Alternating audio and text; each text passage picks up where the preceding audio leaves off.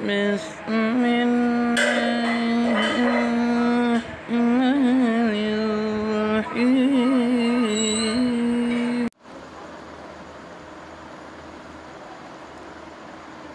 بہت ساری مائیں اپنے بچوں کو بد دعا دے دیتی ہیں۔ یہ جان لیجئے کہ ماں کی دعا ماں کی بد دعا ایک نہ ایک دن اثر انداز ضرور ہوتی ہیں۔ اگر ماں نے دعائیں دی ہیں تو اس سے زندگی سنور جائے گی، اگر ماں نے بد دعا دی ہے تو وہ بد دعا بھی لگ سکتی ہے، اور کب لگ جائے کوئی پتہ نہیں ہے۔ بہت سی مائیں ہوتی ہیں اپنے بچے کو جب دیکھتی ہیں بہت روتا ہے، بہت چلا رہا ہے، پریشان کرتا ہے، تو اس کو بد دعا دے دیتی ہیں، اس کو بد دعا دے دیتی ہیں، اس کو کوستی ہیں۔ اس کے بعد جب وہ بچہ کسی پریشانی کا شکار ہو جاتا ہے تو ادھر ادھر لیتی پھرتی ہیں، ان کے پاس دوڑتی ہیں کہ میرے بچے کو ہو کیا گیا ہے، میرے بچے کو ہو کیا گیا ہے، پریشانی کیا ہے۔ ڈاکٹروں کے پاس جائیں گی، دعا تعویذ کرنے والوں کے پاس جائیں گی کہ میرے بچے کو پتہ نہیں کیا ہو گیا۔ ایک واقعہ میں عرض کر دوں، ایک بزرگ نے بیان فرمایا ہے، انہوں نے کہا کہ ایک ماں نے اپنے معصوم بچے کو بد دعا دے دی، اس بنیاد پہ بہت رو رہا تھا۔ جب اس کو بد دعا دے دی، وہ بد دعا تو لگ گئی لیکن اس وقت اس پر اثر نہیں ہوا، اللہ نے وہ موقع دے دیا، اور جب اس وقت اس نعمت کو آپ نے نعمت نہیں سمجھا تو اللہ تعالیٰ آپ کو ایسے وقت میں دھچکا لگائیں گے کہ آپ اس کو سوچیں گے۔ اس معصوم بچے کو بد دعا دے دیا، دھیرے دھیرے وہ بچہ جوان ہوا اور جوانی کے دہلیز پہ پہنچا، خوبصورت سا نوجوان جب اس لائق ہو گیا کہ اپنے ماں باپ کے کام آئے، ان کی خدمت کرے، ان کی ضرورت میں کام آئے، تو اس بچے کا انتقال ہو جاتا ہے، بیک وقت انتقال ہو جاتا ہے۔ جب انتقال ہو جاتا ہے تو اس وقت میں ماں روتی ہے،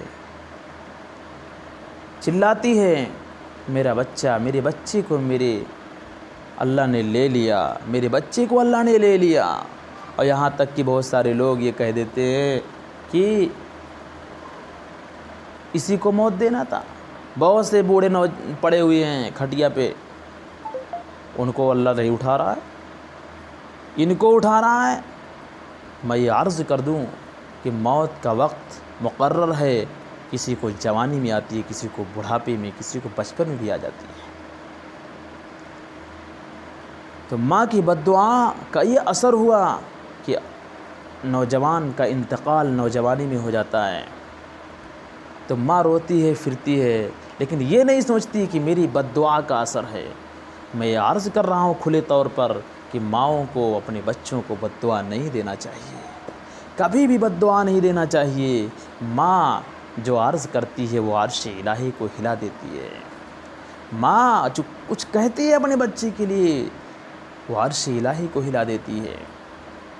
ایک بزرگ کا واقعہ لکھا ہے کہ ایک بزرگ کا انتقال ہو گیا، کسی نے ایک بزرگ کی ماں کا انتقال ہو گیا، تو ماں کا انتقال ہو گیا تو انہوں نے خواب میں دیکھا کہ میری ماں مجھ سے کہہ رہی ہے بیٹا سنبھل کے چلنا، جس کی دعا کے بدولت تو چل رہا تھا وہ اب دنیا میں نہیں ہے، اس لیے ماؤں کی قدر کرو، ماؤں کی عزت کرو، ان کا احترام کرو، ان کی خدمت بجا لاؤ، ان کی خدمت بجا لاؤ، ان کو دکھ نہ دو، ان کو پریشان نہ کرو، ان کو نہ جھڑکو، ان کو پر کوئی پریشانی نہ پہنچنے دو، ان کو ہوں ہاں نہ کہو، ایسے الفاظ نہ کسو کہ ان کو تکلیف پہنچ جائے۔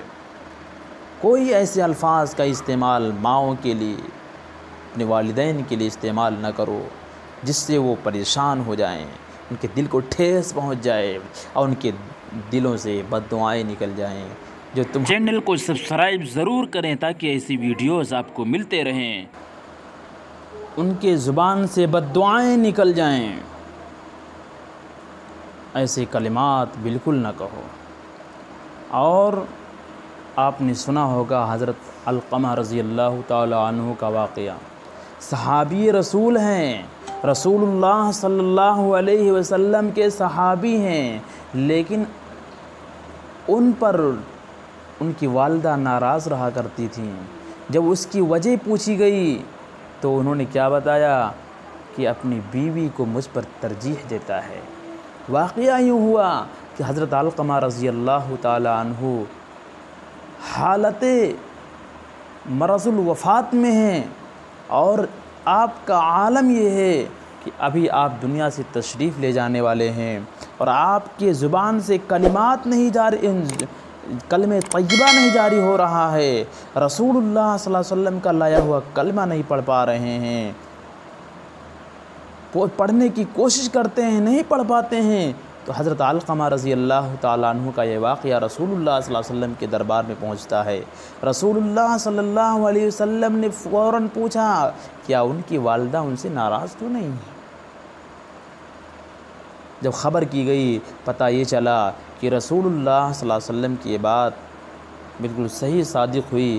پوچھا، ان کی والدہ سے پوچھا گیا، رسول اللہ صلی اللہ علیہ وسلم ماں صحابہ کی تشریف لے گئے اور پوچھا کہ کیا آپ علقمہ سے ناراض ہیں؟ انہوں نے کہا ہاں۔ کہا کیوں ناراض ہیں؟ کہا اپنی بیوی کو مجھ پر ترجیح دیتا ہے۔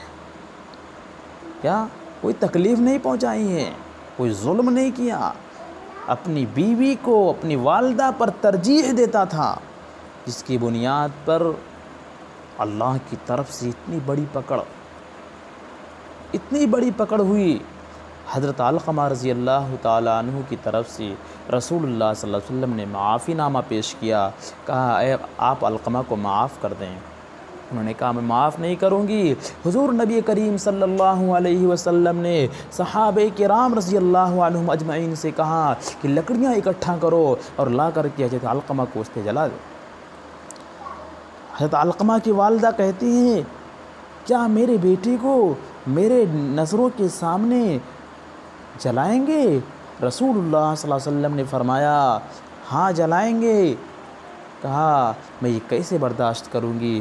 رسول اللہ صلی اللہ علیہ وسلم نے فوراً فرمایا کہ اے امی جان، اگر آپ علقمہ کو آج معاف نہیں کریں گی تو اس دنیا سے کئی گنا زیادہ دہکتی ہوئی آگ میں اس کو چلنا پڑے گا، لہذا آپ اس کو معاف کر دیجئے۔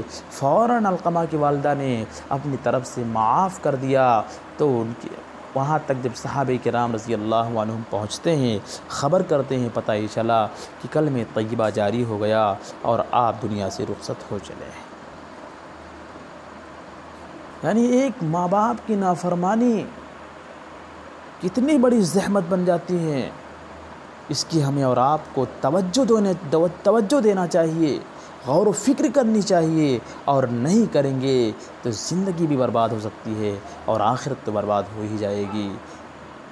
کہتے ہیں کہ دولت چاہیے تو والدین کی خدمت کر، علم چاہیے تو استاد کی خدمت کر۔